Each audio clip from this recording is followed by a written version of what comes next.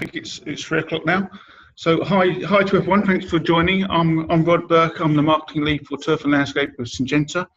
I'll be talking to you today together with Marcelo Munoz, who's the technical manager for Turf and Landscape in the Army region. And just want to say thank you for joining the workshop, this seminar. I'm sure you will be aware now that there's an emergency approval for Acelepryn for Chafers and Leatherjackets. And we just really wanted to give everyone a chance to hear more about the product, understand more about the pest life cycles and how to get the best from the product. We also like to say thanks to Big Ed for promoting the webinar, and also the huge backing and support they gave on behalf of the industry to actually get the emergency authorization through. So I know Jim's on the call, so I'd like to give Jim Coxton, the CEO of Big Ed, just a chance to say a few words. So Jim, would you like to just say a few things, a few words? Yeah, thanks, Rod. Thanks for hosting the webinar. Hello, everybody from here at Bigger House. Thanks for joining this webinar, whether it's live or sort of recorded version. A couple of things I want to do really. First, we'll provide a little bit of background to our Bigger's perspective on this particular issue, the emergency authorization for Acelepryn. And I want to clarify to an extent our position on this. I think it's really important. And Bigger is a greenkeepers association. What we do is we try and support greenkeepers. We're neither for nor against chemicals or anything necessarily. What we're for is greenkeepers, and we know there's a place across the whole industry for the various sort of tools in the box.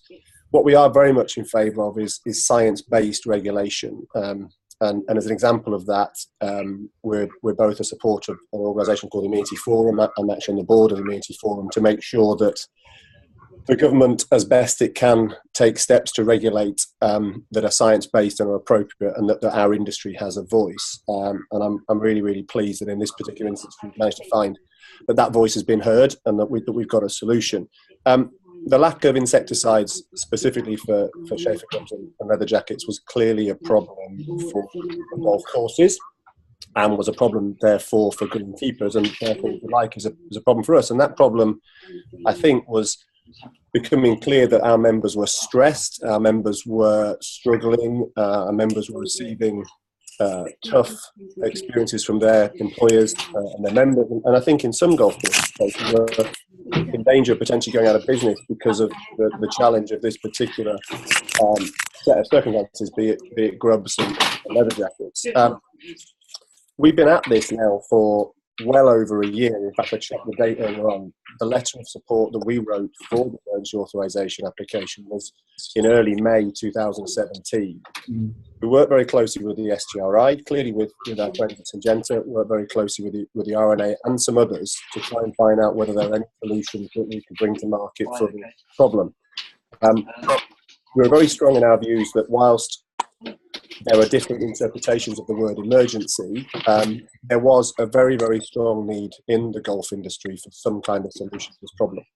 And one thing I think that's interesting is that somewhere around 10 days ago, there was no solution, certainly no easy solution to Leatherjacket and Chafer. Today we have an option, and Rod and Marcelo will give us some more information on what that option is. But it's been interesting that most of the feedback that we've received, and I think this is the issue with social media these days, has been quite negative on cost, negative on the areas that it can and can't be treated.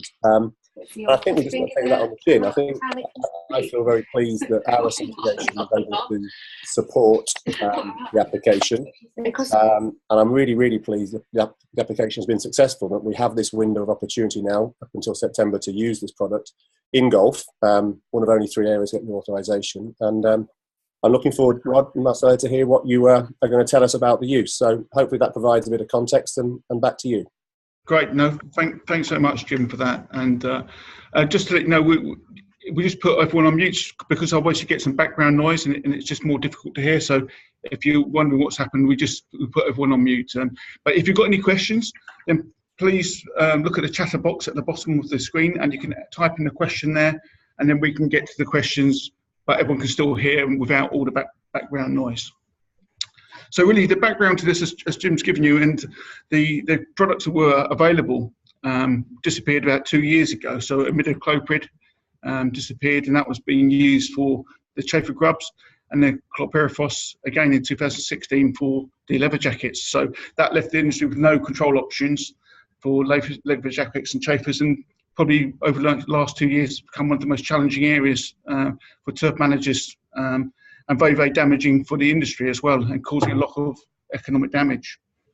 So that's kind of the background to take us on to the emergency approval, which was applied for by the SUI, and on behalf of the industry and great industry support, including from Vigor. And as Jim said, it took a long time, took over a year to get through.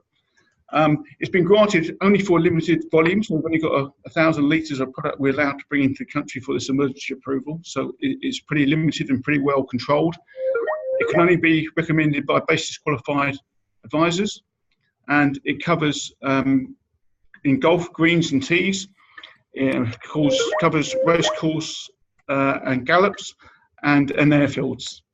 And it's just a single application per year, 0.6 litres per hectare.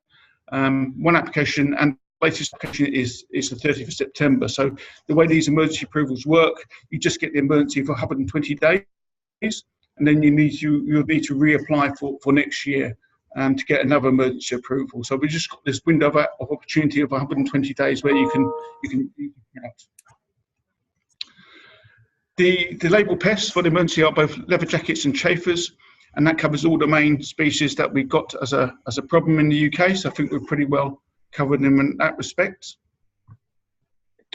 And although I mentioned there's only one application, we don't envisage that's going to be a big problem, because Leatherjackets and Chafers tend to find different environments more favourable. So Chafers are found more on the light, open soils that are very well drained, and Leatherjackets more on the heavier soils that retain moisture. So generally, if the Chafer jacket first, second instar have a lot of moisture, they get disease and die. And conversely, Leatherjackets, if it's too dry, they desiccate the first and second instar, so don't survive in those sort of soil types. So generally, those in one application, you won't generally find them exactly living together. So the damage caused, I'm sure you're pretty aware of, but just to really highlight that the Leatherjackets and Chafers are really after the organic matter, that thatch layer. That's what they're trying to feed on, and the roots really are just collateral damage in the feeding of that organic matter. So the damage tends to occur where you have turf established for 3 or 4 years, where you have a build-up of organic matter. That's when you start to see problems. And as you can see in this little picture here, you get these pock marks on greens and shortcut turf. And this is where the Leatherjackets are coming to the surface to feed on leaves during the night. And then you might get secondary pecking of birds around these holes, but the holes, the pock marks themselves, are caused by the Leatherjackets coming to the surface. But the really big problem is when you get badgers and birds looking for the grubs, and that's where you get really serious damage done, and you have to start returfing whole areas, and that's where you get really this economic impact of the pests. Okay, just going to go on to talk about Acelepryn now. So just to say that we are looking for full approval for the product. We're looking to get a submission in probably August, September this year for full approval. So we'll be working towards that. But of course, it can take 18 months to 2 years to get that full approval, which is why it's so important that the emergency approval came through. So Acelepryn, it's chlorantraniliprole, because it's a bit of a mouthful as an active ingredient, so we'll just call it Acelepryn from now on, if that's all right. It's a new class of chemistry, which is a diamide. So that acts in a different way to the products we talked about earlier, which are imidacloprid and chlorpyrifos, a different mode of action. So it's unaffected. If you've been using those for a while, it'll have no impact on the performance of the Acelepryn. And it's got a really novel mode of action that we'll talk about later, which acts on the ryanodine receptors in the muscles of insects. It's got a very low solubility, and we'll talk about the importance of that. It's got a very long residual action, and it's got a low use rate as well. So things that we'll talk about in this webinar. So this is emergency approval, and we're quite early in the development in the UK. Acelepryn has got worldwide approval in all the major turf markets, so the USA, Canada, Australia, the Emirates, but also Japan and China is being pending approval, as is Korea. So it's really we've got a lot of experience for the products worldwide, even though it's new to us in Europe. So the product is a suspension concentrate, 200 grams of active ingredient per litre, and you apply it as a spray application, which is nice and handy and easy to use. There's no odour, and it's got good compatibility. The approved rate in emergency is 0.6 litres per hectare, and it will come in a 1 litre pack, so you get 1.6 hectares out of the pack. And just important to mention, because it's an emergency, it'll actually come in as US labelled product, because we're bringing in the product from the US, but it will have a UK label supplied with that pack. So it's the UK label that you really want to pay attention to and look at, and you can more or less ignore the US label on that packaging itself. So actually this class of chemistry was inspired by nature. There's a tropical plant that contains a natural insecticide, and scientists found that, extracted it, and then enhanced it. So over hundreds of iterations, it became Acelepryn, which is much more stable, much more active, but still works in exactly the same way as that natural compound that scientists found in this tropical plant. So it's got an interesting background to it, this class of chemistry. So the way the product works is taken up by the insect either through contact or ingestion, and it actually blocks the ranitidine receptors in the insect muscle. So these receptors regulate the muscle regulation and contraction, and what the Acelepryn does, it locks onto these receptors and it makes them release calcium, and that means the muscles contract and stay contracted, so the insect can't regulate its muscle and movement, and they basically either starve or desiccate because they can't get the food and water. So it's a really novel way of acting. And the interesting thing is that mammals and birds we don't have ranitidine receptors in our muscles. So the Acelepryn doesn't affect us. So it's just affecting the insects in the way they move and their muscle movements. So it's a very unique sort of mode of action for this insecticide. Just something about its movement properties. When you spray it onto the foliage, it does have translaminar properties, so moving to one side of the leaf to the other. And there is some uptake from the roots as well, once it gets into the soil. And that's valuable, particularly for the leatherjackets, because the leatherjackets are feeding on the leaves as well as on the thatch as well. And just important to say that it works on the early stages of the insect, so the first and second instar. It doesn't act on the third instar or the adults. And the reason for that is because these third instar larvae, they're big and they have a lot of reserves. And even though the Acelepryn can cause paralysis, in these big larvae, it can recover and recover from the paralysis and then start feeding again because it's got so many reserves in its body. So it acts when the insects are small. So it's really the early stages that you have to target with the Acelepryn. And we'll come on to how you do that. So really important for Acelepryn to understand that it's got a very low water solubility. So it takes quite a long time to move from the surface through the thatch layer to where the insects and grubs are feeding in that thatch layer. So it takes between 3 to 4 weeks to get down to where the insects are feeding. So you need to apply it in good time to allow that movement down into the thatch layer, and that's typically about 3 to 4 weeks. And rainfall or irrigation can help move it down to where you need it in that thatch layer. But the good news is once it's there, it is long lasting, and once it's down in that thatch layer, it will typically last at least 2 months and give you protection for 2 months once it's in that thatch layer. So that's the good news. So even though you've got to get it early, you have got a long window in terms of protection it provides. Okay, I'm just going to hand over to Marcella now, who'll take you through the Chafer grubs. Hello, good afternoon, or good morning for the people that are looking at the seminar recorded. I'm going to talk today about the Chafer grubs and their life cycle and general characteristics. And later on, Rod will talk a little bit about the crane flies and leatherjackets. So we are going to first talk about, in general, about the Chafer grubs that are widespread over the UK. They're more associated, as Rod said, with light, open, and sandy soils, spaces. They are encouraged by high organic matter because they feed on it. So if you have a green that is new, it was just renovated and is no thatch present, then it's gonna be not, you're not gonna find too many Chafer grubs. However, if you have a thatch built over more than 3-4 years, that's a good place for the grubs to start living on it and feeding. So you will find them in areas where you previously have infestation. So it's very important to keep the records, the history records and the pest records of your greens. And also close to the trees and shrubs, because some of them, they feed also on these plants. So in general, this is how a life cycle of an insect it's looking. All the white grubs have the same type of life stages. They go through adult, to an egg stage, then through larva, pupa, and then again to adult. We're going to talk about instars. Could you put your microphone on mute? I will continue. So we will talk about instars, and basically an instar is when the insect molts into a different stage. So if I said the first instar, it will refer to a larva stage as well. So in this case, it's going from an egg. When it hatches, it goes to a larva, and then pupa. So this will be instar 1, 2, and 3.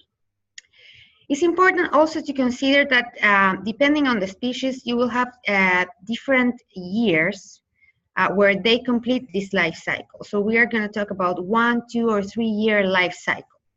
And also it's important to consider that a calendar year is not necessarily the same as a life cycle year.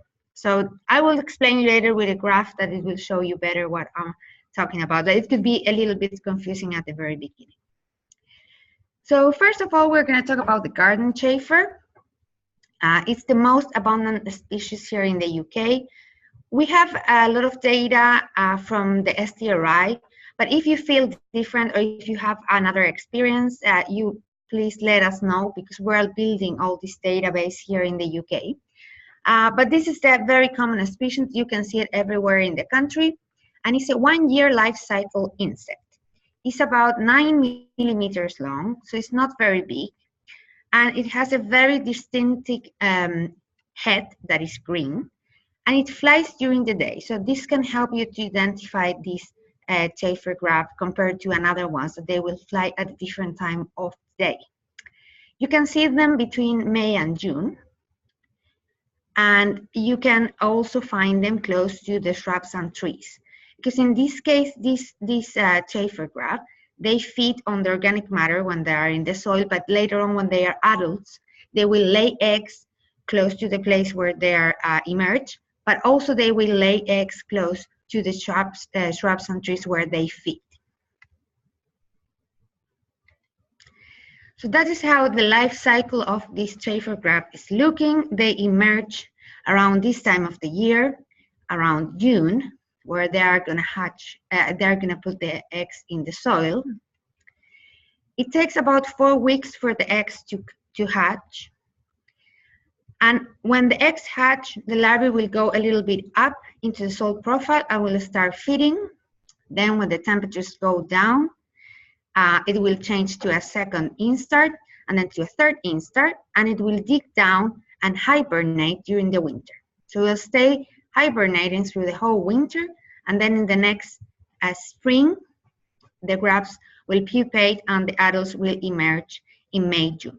So this is a typical example of a 1 year life cycle, and you will be able to see the damage more during the spring, and especially because of the birds. Because we need to separate the damage because of the white grubs and when they are feeding in the organic matter and the roots, with the damage caused by the birds. Normally, the damage by the birds and the mammals are way higher than the ones that the chafer grubs can do. And in this case, it's not so localized, because as I said before, they will feed in the place where they hatch the eggs, but also then they will feed when they're eating the shrubs and the trees. So you can see damages in different areas of your golf course or sport fields. Now we're moving into the cockchafer. This is the largest chafer species. It's way bigger. It's almost 3 times the size of the previous chafer. It is also different in the morphology, and it also flies at a different time of the year. So in this case, you can see them flying during the evening. It appears around April, July time, so you can find them now. And it has a very distinctive antennas. They are like fairy, and it's a very big Chafer grub, so it's easy to identify. This one has a 3-year life cycle, so it's very different from the previous Chafer grub, and you have overlapping generations. And this is very important to understand, because if you do just one application of the insecticide, you will probably target just 1 year of the life cycle. So it doesn't mean that you can control this Chafer grub with just one application. You need to do at least 3 applications during 1 application in 3 different years, because you have multiple generations overlapping. So we will see now how it looks. You have the adults going up during the spring, emerging, and they will feed on the leaves and mate at night. They will put the eggs in the soil a little bit deeper in the profile. And after the eggs hatch, after 5 to 6 weeks, so it takes a little bit longer also for the eggs to hatch, you will have the first instar, that it will go up into the organic matter zone, and it will start feeding. So you will see some damage at this time of the year, around June, July, August. So this is the first instar. When the temperatures start going down, the second instar will go down into the soil. And it will hibernate during the winter. The following year, the second year, in springtime, it will go up again, and it will start feeding through the whole spring and summer period. So you can see a damage here as well. Then it will go down, the third instar. It will change from a second to a third instar during this spring, summer. And then it will go down into the soil again, and it will hibernate for a second year. So you can see here from the second to the third instar, the change, and you can see the damage, in this case during the spring, but also the summer, because you have multiple generations. The third year, the white grub will go up again and will start feeding during the spring.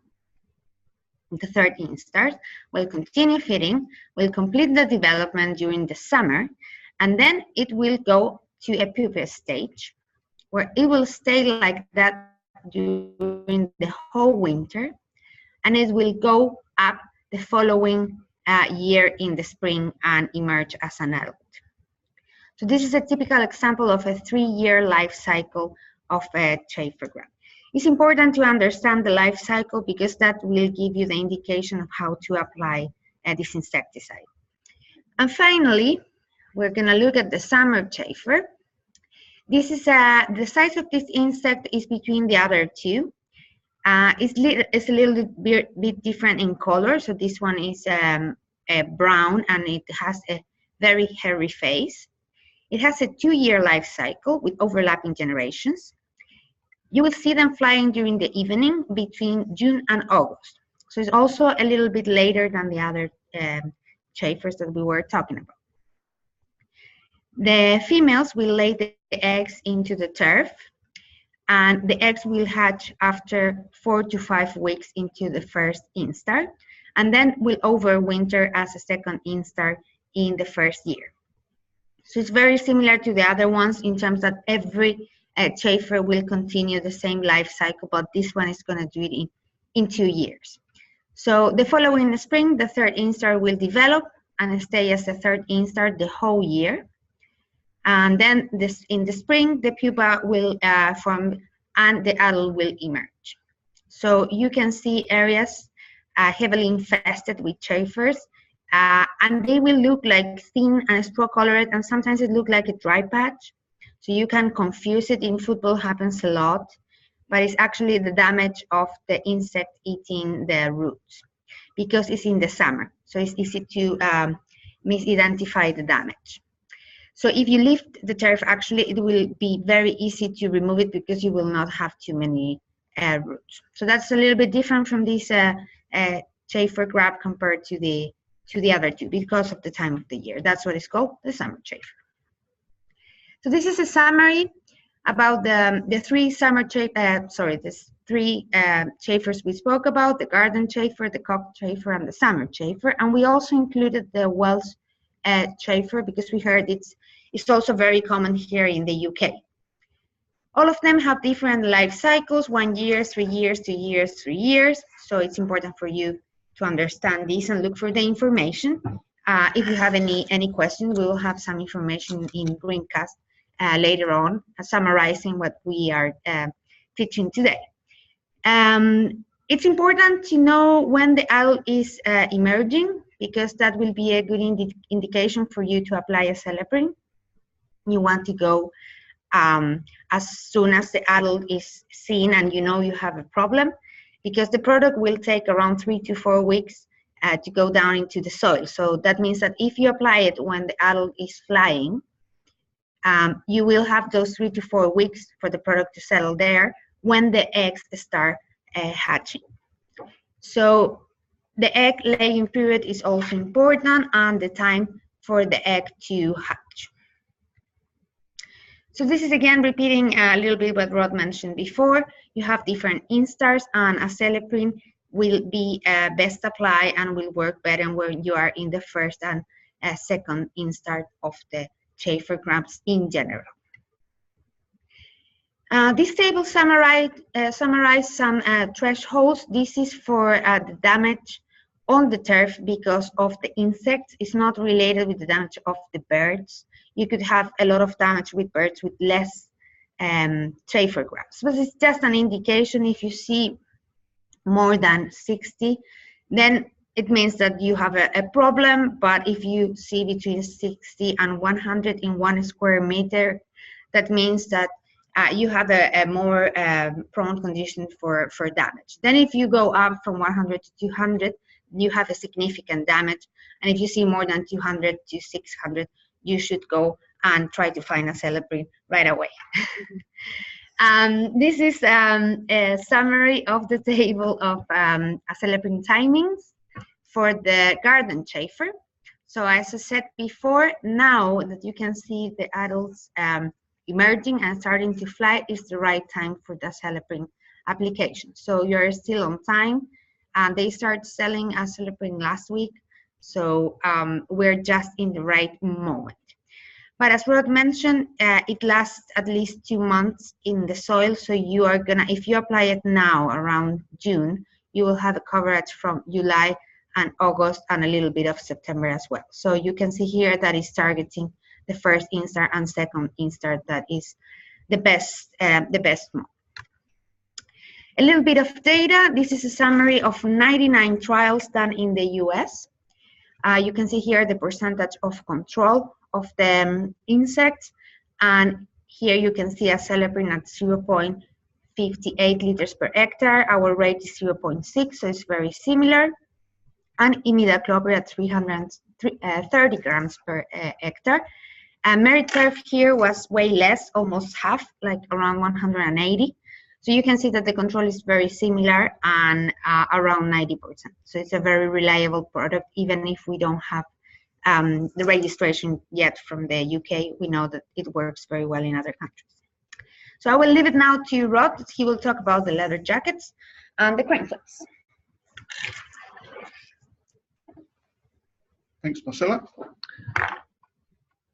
Okay, so the leather jackets are very widespread all over the UK. As I mentioned at the start, prefer moisture retentive soils. The first, second instars are very sensitive to desiccation, so they don't survive very well if it's dry. So prefer where you've got high levels of organic matter and heavier soils. So very common to see the daily longlegs, as you can see here. In the UK, the European Leatherjacket is the most, cranefly is the most common species, and that has just 1 generation a year. But there is a second cranefly which is called the common cranefly, although it's not very common, and that actually has 2 generations a year. But in the main, we get the European cranefly, so just 1 generation a year, which is easier to control and manage. So this is the Leatherjacket larvae.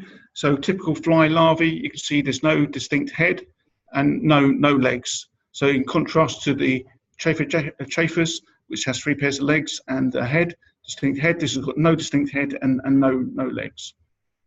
And it grows up to about 5 centimetres long. So with the European crane fly, the adults emerge mid-August to late September. As I mentioned, the common crane fly has a second generation.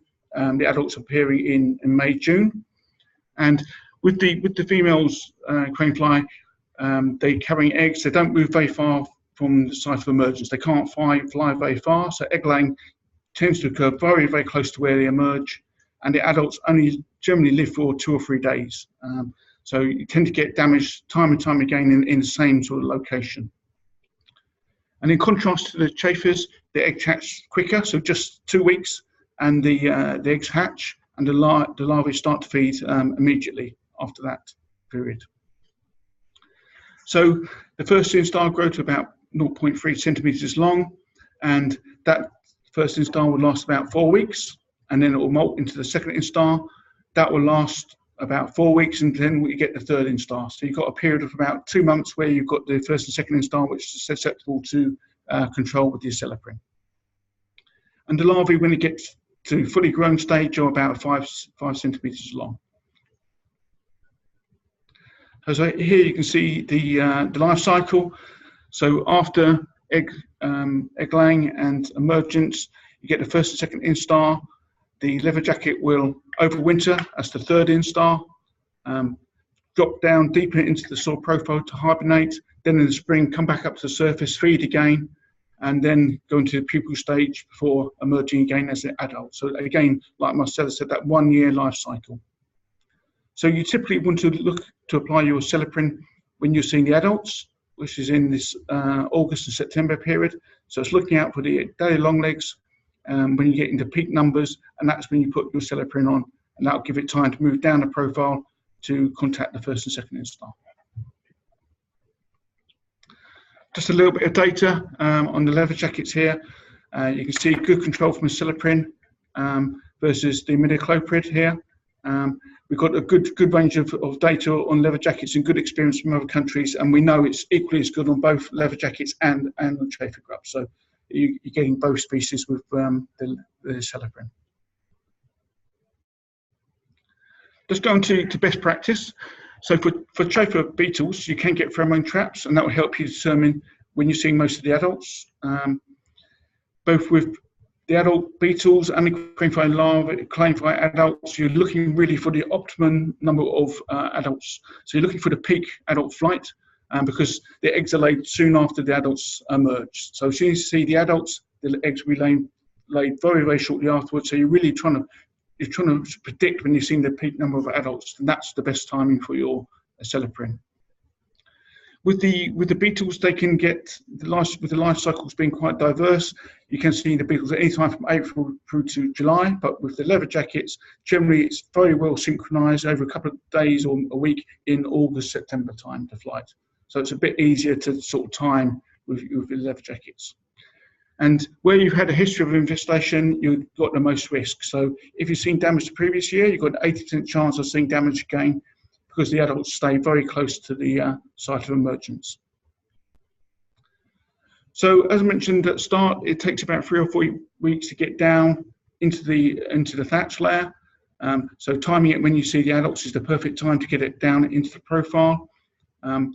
If you've got very hydrophobic soil, if it's dry, or you've got a deep layer of thatch, then the addition of a wetting agent like Quilibre will help it move it down into that thatch layer and help its distribution.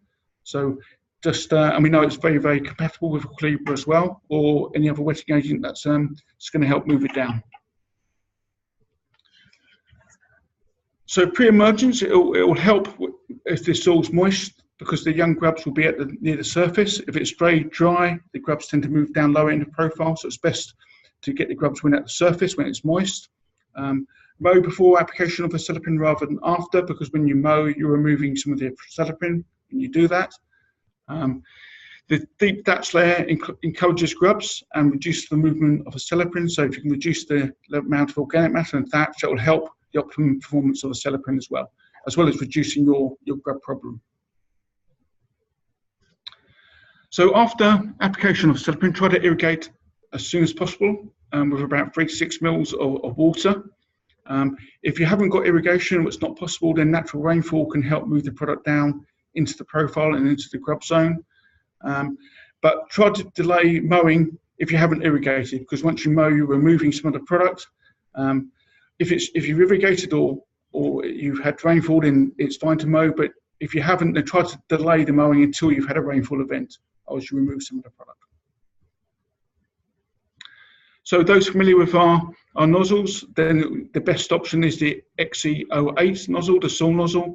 These have bigger droplets and more momentum, so they'll get the product down into the thatch layer better than a standard folio product. So typically try to target about 600 to 1,000 litres per hectare with the XE08 nozzle. That will give you the best results. So just a summary of the core recommendations. It's a preventative product, so just targeting the first and second instar. Time it when you see your peak adult emergence. 0.6 litres per hectare is the full rate, and the water volume of 6 to 1,000 litres per water. If you can, irrigate in immediately after application with 3 to 6 millimetres of water. And as we mentioned, it's got 3 months residual control, so going early is always the best option. And just an overall summary of the timings. For chafers, it's quite wide because you've got different species there with different life cycles, but sometime between April and July, you want to be watching out for the adult chafers. And with Leatherjacket, it's a bit more synchronized from normally it's August, September, can be July, but normally August, September.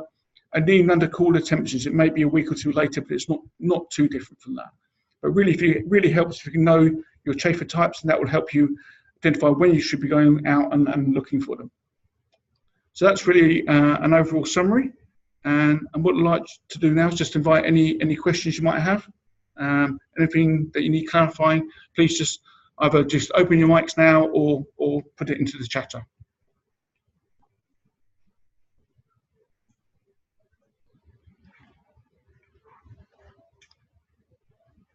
Any questions? It's very quiet, Rod. It's very quiet. This is pretty normal, don't get worried. Anything at all? No? Okay, well, if there's no questions, I'd just like to say thank you very much for joining this presentation, and also the webinar will be available on Greencast to download or watch again or to pick any bits of information from. But again, I'd like to thank Jim and Bigger for promoting this and helping set it up, and thank you all very much for joining us. Thank you. Okay. Thank you. Thanks, Rod and Marcella. Bye now. Bye.